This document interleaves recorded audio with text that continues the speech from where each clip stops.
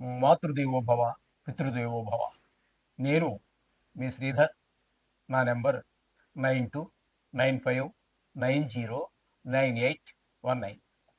ఇప్పుడు మనం చెప్పుకోబోయేటటువంటి విషయం ఏంటంటే, గురుగ్రహము వృషభ రాశి నుండి మిథున రాశిలోనికి మే 9వ తారీఖు 2025వ తారీఖున మారుతున్నారు. దీన్ని కూడా సంక్రమణం అంటారు. ఏ గ్రహమైనా సరే ఒక రాశి నుండి మరొక రాశిలోనికి మారడాన్ని సంక్రమణం అంటారు. కానీ ప్రజాబాహుళ్యంలో ఏంటంటే రవి అంటే సూర్యభగవానుడు ఒక రాశిలోంచి ఒక రాశిలోనికి ప్రవేశించడాన్ని మాత్రమే సంక్రమణంగా చెప్తూ ఉన్నారు. ప్రజల్లోకి వెళ్ళిపోయింది. కారణాలు ఏంటంటే మనం విశ్లేషించలేము. రవి సంక్రమణానికే ఆ ప్రాముఖ్యత ఇస్తున్నారు. మిగతావన్నీ చలనంగా మాట్లాడుతున్నారు. సరే, దాని గురించి ఇప్పుడు డిస్కషన్ అనవసరం. కానీ ఇక్కడ ఈ గురువు యొక్క ప్రాధాన్యత నవగ్రహాలలో చాలా చాలా చాలా ఇంపార్టెంట్. ఏ గ్రహానికి ఆ గ్రహానికి ఇంపార్టెంట్ ఉంది. దేని ప్రాముఖ్యత దానికి ఉన్నది. కానీ అన్నిటికంటే 100కి 100 శుభగ్రహంగా చెప్పబడేటటువంటి గురుగ్రహానికి ఆ ప్రాముఖ్యత ఉన్నది, మిగతా వాటి కంటే కూడా అని నా అభిప్రాయం. దేని ప్రాముఖ్యత దానికి ఉన్నప్పటికీ కూడా. అయితే ఇక్కడ ఇంత శుభగ్రహం కాబట్టి మనము విశేషంగా చెప్పుకోవాల్సినటువంటి అంశాలు కొన్ని ఉంటాయి. ఏ రాశుల్లో వారికి ఏ ఫలితాలు ఇస్తారు, ఏ రాశులు వారికి ఏ అశుభ ఫలితాలు ఇస్తారు అనేటటువంటి తెలుసుకున్నట్టయితే ముందుగా దానికి తగినటువంటి విధానంగా మనం నడుచుకోవటానికి, లేదు దానికి తగినటువంటి పరిష్కారం మనం చేసుకోవటానికి చాలా చక్కటిగా అవకాశాలు మనకు కనిపిస్తూ ఉంటుంది జ్యోతిష్ శాస్త్రం. కాబట్టే మనం ఇప్పుడు ప్రస్తుతం ఈ గురుగ్రహం యొక్క మిథున రాశిలోనికి ప్రవేశించడాన్ని, అదే బ్రాకెట్లో పెట్టుకోండి, మిథున సంక్రమణానికి మనం ఇప్పుడు చెప్పుకోబోతున్నాం. ఇక్కడ ముఖ్యంగా గురుగ్రహం 100కి 100 శుభగ్రహంగా చెప్పుకున్నాం. కాబట్టి ఈయన యొక్క విధి విధానాలు, ఈయన యొక్క కారకత్వాలు ఏ విధంగా ఉంటాయి అన్నట్టయితే, విద్యకి కారకుడు, అలాగే ధనానికి కారకుడు. మనం ఎవడన్నా కొంచెం ధనవంతుడిగా బతకాలి అన్నట్టయితే ఖచ్చితంగా గురుగ్రహం యొక్క అనుగ్రహం మనకి ఉండి తీరాలి. అలాగే శాస్త్రజ్ఞానం, ఏదో కొంతమంది ఏవో చదువుతారు, కానీ శాస్త్రజ్ఞానం కావాలి అంటే మాత్రం తప్పకుండా గురుగ్రహం యొక్క అనుగ్రహం ప్రతి వారికి ఉండాలి. అలాగే ఒక అధికారం, ఒక చిన్నది కావచ్చు పెద్దది కావచ్చు, వాడు చేసే వృత్తి, పెద్ద వ్యాపారం కావచ్చు లేదా ఉద్యోగం కావచ్చు, ప్రభుత్వ ఉద్యోగం, ఏదైనా సరే, ఏమైనప్పటికీ కూడా అక్కడ మీకు గురుగ్రహం యొక్క అనుగ్రహం ఉన్నట్టయితే అధికారం, ఒక హోదా వస్తుంది. అలాగే ముఖ్యంగా సంతానకారకుడు, సంతానం కలగాలి అంటే గురుగ్రహం యొక్క అనుగ్రహం ఉంటేనే సంతానం కలుగుతుంది. అది స్త్రీ పురుషానికి తర్వాత విషయాలు. సంతానం అంటే ఆడ మగ రెండు కూడా కలిసే వస్తాయి కాబట్టి. అలాగే ఒక ప్రభుత్వ ఉద్యోగం కావాలి అంటే కూడా రవితో పాటుగా గురి యొక్క అనుగ్రహం కూడా, 2 అనుగ్రహాలు కలిస్తే ప్రభుత్వ ఉద్యోగం వస్తుంది ఖచ్చితంగా అనేటటువంటి కూడా శాస్త్రం నిర్దేశిస్తుంది. నేను చూసినటువంటి అనేక వేల జాతకాలలో ఈ విషయం కూడా రుజువైనటువంటి విషయం. అలాగే మనకు ఒక మంచి కీర్తి రావాలి అంటే చివాటి దండం అందరి చేత చేయనిపించుకోవటం కాదు, ఒక మంచి కీర్తి. ఏదో ఒక విషయంలో నిష్ణాతులు అయితే కానీ కీర్తి రాదు కదండి. అది పాండిత్యం అంటే ఏదో ఒక విషయం కాదు, అనేక రకాల విషయాలు, అనేక రకాలు ఉన్నాయి. ఒక డ్యాన్స్లో ఉంది, పాటల్లో ఉంది, లలిత కళల్లో ఉంది, అలాగే శాస్త్రాల్లో, సైన్స్లో, సోషల్లో, మ్యాథ్స్లో అనేక రకాలైనటువంటి విషయాలలో నిష్ణాతులైనటువంటి వారికి కీర్తి అనేటువంటిది వస్తూ ఉంటుంది. ఆ కీర్తి రావాలన్నా కూడా మనిషికి ఈ యొక్క గురుగ్రహం యొక్క అనుగ్రహం కావాలి. దైవభక్తి అది కూడా ఊరికే రాదండి. ముఖ్యంగా గురుగ్రహం యొక్క అనుగ్రహం ఉన్నట్టయితే ఇప్పుడు కూడా దైవనామస్మరణ చేస్తూ ఉంటాడు. మన చదివినటువంటిది లేకపోతే ఆయన విన్నటువంటి పండితులందరూ చెప్పినటువంటి ప్రవచనాల ద్వారానో మొత్తం మీద ఏదైనా పని ఉంటే పని చేసుకుంటూ ఉంటాడు. ఏదైనా పని చేసేటప్పుడు కూడా అవకాశం ఉంటే నోట్లో దైవనామస్మరణ చేసుకుంటూ ఉంటారు. కొంతమంది ఏదో పిదాలు కలుపుకుంటూ ఉంటారు, ఎక్కడో ఆలోచిస్తున్నట్టుగా ఉంటారు. ఇదంతా వాళ్ళు చూసేవాళ్ళు పిచ్చివాళ్ళకి చూస్తుంటారు. కానీ ఆ వీళ్ళని పిచ్చివాళ్ళు అనుకునేవాళ్ళు పిచ్చివాళ్ళు. వాళ్ళు పిచ్చివాళ్ళు కాదండి, వాళ్ళు దైవ భక్తులు. పొద్దుట లేవగానే స్నానం చేసి శుభ్రంగా బొట్టు పెట్టుకొని దేవుడి దగ్గర మనసారా కళ్ళు తెరిచిన వెంటనే దైవ నామస్మరణ. రాత్రి పడుకునేటప్పుడు మంచం ఎక్కి లాస్ట్ కళ్ళు మూసేటప్పుడు కూడా భగవన్ నామస్మరణలోనే గడుపుతూ ఉంటారు. ఇదంతా కలగాలంటే ఈ గురుగ్రహం యొక్క అనుగ్రహం మనకు ఖచ్చితంగా కలగాలి. అలాగే తీర్థయాత్రలు కొంతమంది విపరీతంగా చేస్తూ ఉంటారు. అది కలగాలన్నా కూడా ఈ గురుగ్రహం యొక్క అనుగ్రహం చాలా అత్యవసరం. ఈ విధమైనటువంటి కారకత్వాలన్నీ కూడా మనకి గురువుకి ఉన్నాయి. ఈయన యొక్క అనుగ్రహం ఉన్నట్టయితే ఇవన్నీ కూడా చాలా ఈజీగా, చాలా సులువుగా మనకి సంక్రమిస్తూ ఉంటాయి. అంటే కొన్ని ప్రయత్నపూర్వకంగా సంక్రమిస్తూ ఉంటాయి. కొన్ని దైవవశాత్తు సంక్రమిస్తూ ఉంటాయి. తన ప్రమేయం లేకుండా కూడా. ఇటువంటివన్నీ కావాలి అన్నట్టయితే మనకి గురుగ్రహం యొక్క అనుగ్రహం తప్పకుండా ఉండాలి. అలాగే ఈ గురుగ్రహం వల్ల వచ్చేటటువంటి మరికొన్ని విశేషాలు కూడా మనం చెప్పుకుందామండి. ఏంటంటే గురుగ్రహం లగ్నంలో గనక ఉన్నట్టయితే రాశి చక్రంలో మిగతా చక్రాలు కాదండి, రాశి చక్రంలో లగ్నంలో గనక ఉన్నట్టయితే అది ఇంకా ఆయన స్వస్థానం అయినట్టయితే మరీ చెప్పాల్సిన పని లేదు. లేకపోతే ఆయనకు ఉచ్చస్థానం అయితే చెప్పాల్సినటువంటి పని లేదు. ఆయన స్వస్థానాలు ఏంటి? ధనస్సు ఒకటి, మీన ఒకటి, కర్కాటకం, ఉచ్చ. కాబట్టి ఈ స్థానాల్లో గనక అవి లగ్నమై ఉండి అందులో గనక గురువు ఉన్నట్టయితే 1,00,000 పాపాలు పరిష్కారం అన్నారు. దానికి కారణాలు చాలా ఉన్నాయి అనుకోండి, అది సరే విషయం. ఈ విధంగా లగ్నంలో గురువు ఉంటే 1,00,000 పాపాలు పరిష్కారం. గురువు వల్ల పంచమహాపురుష యోగాలని ఉంటాయి. అవి రవి రవి రవిచంద్రుల వల్ల ఏర్పడవండి. కుజ, బుధ, గురు, శుక్ర, శని 7 గ్రహాల వల్లే. రాహుకేతువుల వల్ల ఛాయాగ్రహం. కాబట్టి వాటి వల్ల కూడా ఏర్పడవు. రవిచంద్రుల వల్ల కూడా ఈ పంచమహాపురుష యాగాలు ఏర్పడవు. ఉన్నవి నవగ్రహాలే కదండి. రవిని చంద్రుని ఈ పక్కన పెట్టండి, రాహుని కేతుని పక్కన పెట్టండి.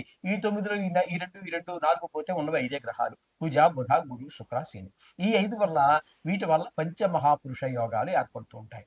అటువంటిది ఈ గురువు వల్ల ఏర్పడేటటువంటిది హంస యోగము అంటారు.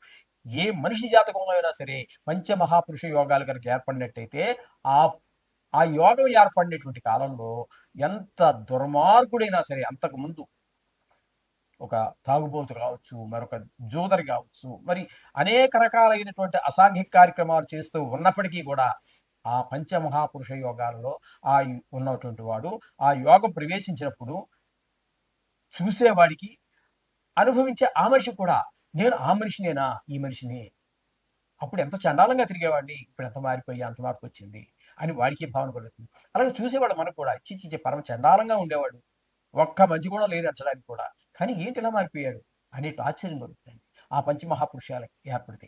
అయితే ఇక్కడ ఈ గురువు వల్ల ఏర్పడేటటువంటిది హంస మహాపురుష యోగం.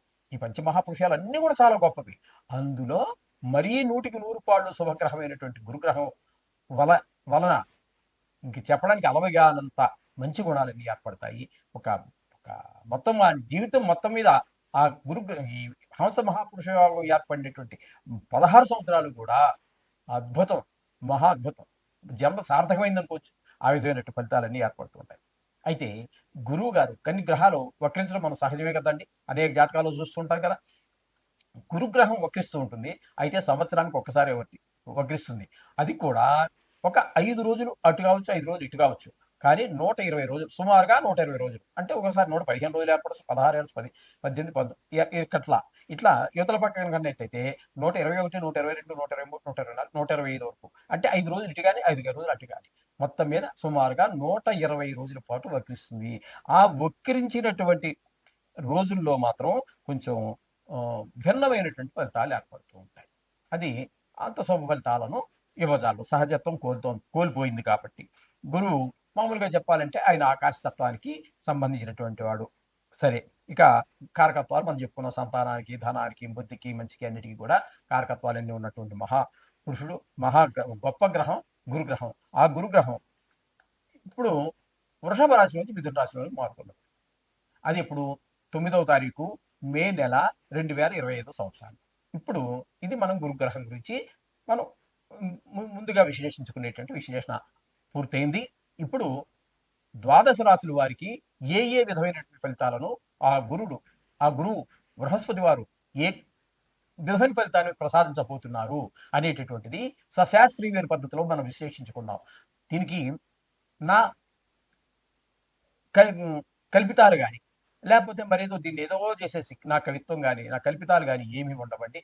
శాస్త్రం ఎంతవరకు చెప్పిందో అంతవరకు చెప్పడం జరుగుతుంది. అలాగే కొన్ని గ్రహాలు కొన్ని రాసుల వారికి దుష్ఫలితాలు చూపించవచ్చు. అంత మాత్రాన్ని ఏదో అయిపోతుందని చెప్పేసి మీరు కంగారు పడక్కర్లేదండి. ఇవి రాశిగతమైన ఫలితాలు మాత్రమే, వ్యక్తిగతమైనటువంటి జాతకం కానే కాదు. అయితే దీని ప్రాముఖ్యత దీనికి ఉన్నది, అది మాత్రం తీసిపారేయద్దండి. అంత ఈజీగా తీసేసే విషయం కాదు ఇది. అందుచేత ఏ రాశి వారికి ఏ విధంగా ఫలితాలు ఇస్తాయనేది ఇప్పుడు చెప్పుకోబోతున్నాం. కర్కాటక రాశి వారికి గురువు యొక్క సంచారం మిథున రాశిలో జరగటం వల్ల ఏ విధమైనటువంటి ఫలితాలు వస్తాయి ఇస్తాడు మిథున రాశి వారికి గురువు అనేటటువంటిది మనం సశాస్త్రీయమైన పద్ధతిలో తెలుసుకునేటువంటి ప్రయత్నం చేద్దాము. ఇక్కడ కర్కాటక రాశి నిజానికి గురువుకి ఉచ్చస్థానం. ఏదైనప్పటికీ కూడా స్థాన ప్రభావం కానీ, స్వస్థానం కానీ, ఉచ్చ కానీ, నీచ కానీ వీటితో సంబంధం లేదు. ఏ స్థానంలో ఉన్నాడు అనేటటువంటిదే ప్రముఖంగా మనం చెప్పుకోవాలి. నెక్స్ట్ ఇంకా డెప్త్ అంటే లోతుకి వెళ్ళాలి అనుకున్నట్టయితే మూర్తిమంతం అని ఉంటుందండి. సువర్ణమూర్త, రజితమూర్త, ఈ మూర్తిమంతాలు చూసుకున్నట్టయితే కొంచెం ఇంకా డీప్గా వెళ్ళడానికి అవకాశం ఉంటుంది. అయితే ఇప్పుడు మనం చెప్పుకోబోయేటటువంటిది కర్కాటక రాశి వారికి ఫలితాలు చెప్పుకుంటాం. గురుగ్రహం వల్ల ఏర్పడేటటువంటి ఫలితాలు ఏ విధంగా ఉంటాయి అనేది. అయితే కర్కాటక రాశికి గురువు యొక్క గురువు ఉన్నటువంటి ప్రదేశం మిథునం కాబట్టి వ్యయస్థానం అవుతుందండి. వ్యయస్థానంలో గురుగ్రహం ఏ విధమైన ఫలితాలు ఇస్తాడు అని కనుక మనం చూసుకున్నట్టయితే శుభమూలో వ్యయశైవ ప్రాణి విక్రయ దూషణం స్థాన భ్రష్టంచ దారిద్ర్యం ద్వాదశ స్థానగతే గురో అని చెప్పేసి మనకు శాస్త్రం చెప్తోంది. అంటే శుభమూలో వ్యయశైవ అంటే శుభకార్యాలకు సంబంధించినటువంటి ధన వ్యయం అవుతుంది. 12వ స్థానంలో కనుక గురువు ఉన్నట్టయితే ధన వ్యయం అవడం కరెక్టే, కానీ ఆ ధన వ్యయం శుభకార్యాలకు సంబంధించిందై ఉంటుంది. అలాగే పశు నష్టం, స్థాన చలనం, అలాగే తరచు ప్రయాణాలు, దారిద్ర్యం, డబ్బులు ఖర్చు అయిపోయి డబ్బులు రాక ఈ విధమైనటువంటివి, డబ్బులు ఖర్చు అయినటువంటి కూడా మంచి పనులకు ఉపయోగపడుతుంది. అదొకటే మాత్రం ఇందులో మనం ఆనందించదగినటువంటి విషయం. కాబట్టి ఈ విధమైన ఫలితాలన్నీ కూడా వ్యయస్థానంలో గురు సంచారం వల్ల ఇక్కడ ఈ కర్కాటక రాశి వారికి ఈ విధమైనటువంటి ఫలితాలన్నీ కూడా ఏర్పడుతూ ఉన్నాయి. అందుచేత ఈ ఈ దుష్ఫలితాల నుంచి మనం బయటపడాలి అన్నట్టయితే రోజు కూడా ఖచ్చితంగా కొన్ని ప్రతి గ్రహం వలన ప్రతి రాశికి కొన్ని ఉపకారాలు జరుగుతాయి, కొన్ని అపకారాలు జరుగుతాయి. సర్వసామాన్యం. దీని గురించి మీరు కంగారు పడక్కర్లేదండి. ఇప్పుడు మీరు చేయవలసింది ఏంటంటే ప్రతిసారి మనం చెప్పుకుంటున్నట్టుగానే నవగ్రహాలకు సంబంధించినటువంటి బీజాక్షరాలు కానీ, మంత్రాలు కానీ, గాయత్రి కానీ, లేదా నవగ్రహాలకు సంబంధించి అనేక మంది అనేక రకాలు చెప్పుకున్నారు. కొంతమంది ఈశ్వరాభిషేకం చెప్పారు, విష్ణు సహస్రనామం చెప్పారు, కొంతమంది లలితా సహస్రం చెప్తున్నారు. కాబట్టి ఇందులో మీకు ఏది వస్తే అది చేసుకోండి. ఏది రాకపోతే ఇప్పుడు కొత్తగా నేర్చుకోండి. ఏది రాదు, నేను చదువుకోలేదు గురువు గారు, ఏం చేయమంటారు, నేను శ్లోకాలు కూడా చదవలేను అంటారా? దానికి కూడా ఇంకో అతి సులభమైన మార్గం ఇంకా ఉంటుందండి. అది వారాల పేరు తెలుసు కదండి మీకు. ఆదివారము, సోమవారము, మంగళవారము, బుధవారం, గురువారం, శుక్రవారం, శనివారం తెలుసుగా మీకు అవన్నీ. ఈ మనకు ఉన్నటువంటి 7 వారాలు రాహుకేతులు ఛాయాగ్రహాలు కాబట్టి ఆ వారాల్లో లేవనుకోండి. ఇవే 7 వారాలు ఆదిత్యాయ సోమాయ మంగళాయ బుధాయ గురు శుక్ర శనిభ్యచ్చ రాహవే కేతవ. ఇది సాంస్క్రిట్ చ, ఇవన్నీ కొన్ని కలిసే ఆదిత్యాయ చ. అది మళ్ళీ మీకు నోటు తిరుగుతుందో లేదో తెలియదు సంస్కృతం.